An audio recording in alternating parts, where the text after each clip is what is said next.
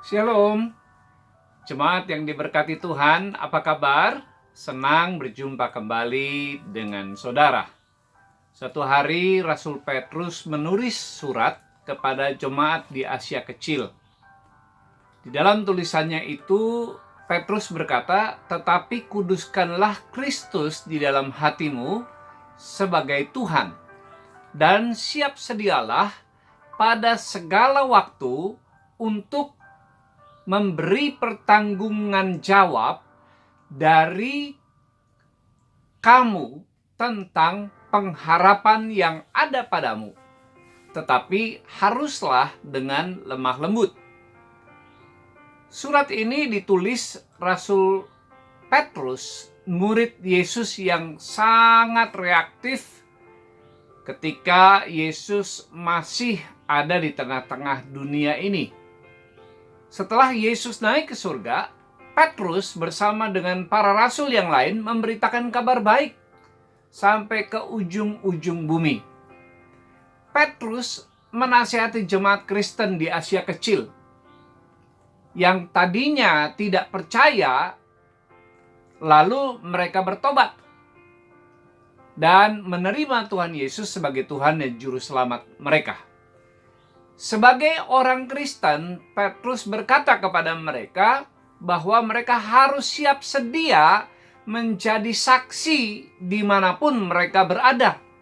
Jika ada orang yang ingin meminta bukti melalui kehidupan mereka, maka mereka harus senantiasa siap sedia menjawabnya, memberikan pertanggungjawaban jawab, baik melalui perkataan maupun melalui perbuatan.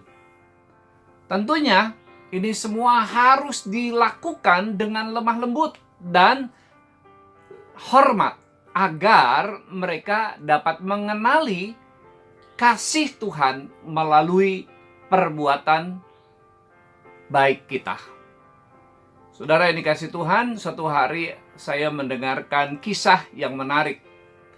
Ada sekelompok prajurit baru saja selesai berlatih di medan yang penuh dengan lumpur.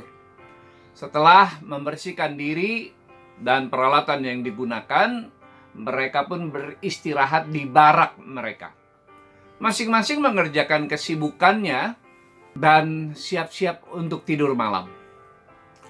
Ada juga beberapa prajurit yang masih asik bercerita tentang perjalanan mereka hari itu.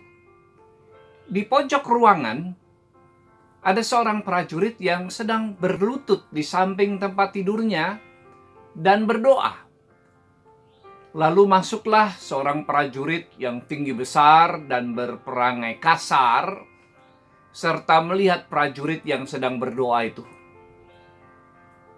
Dia mengambil sepatunya yang masih berlumpur lalu melempar punggung dari temannya yang sedang berdoa, tapi tidak terlalu dihiraukan. Karena tidak dihiraukan, dia mengambil sepatu yang sebelahnya dan melempar lagi, tapi tetap dia tidak menghiraukan dan melanjutkan doanya. Tidak lama kemudian bunyilah bel untuk mematikan lampu, tanda bahwa mereka harus segera istirahat. Dan kejadian itu pun dilupakan oleh mereka semua. Tiba jam 2 tengah malam, bunyi sirine sebagai tanda bahwa mereka semua harus siap berkumpul di lapangan. Semua orang sudah keluar kamar, tinggal si tinggi besar berperangai buruk itu sibuk mencari sepatunya. Barulah dia ingat bahwa sepatunya dia lempar ke pojok ruangan ke temannya yang sedang berdoa. Lalu dia mencari di rak dan ternyata sepatunya sudah bersih mengkilap. Si prajurit Kristen itu tidak membalas perbuatan kasar, kejahatan temannya itu, tapi dia membalasnya dengan kebaikan dan kelemah lembutan.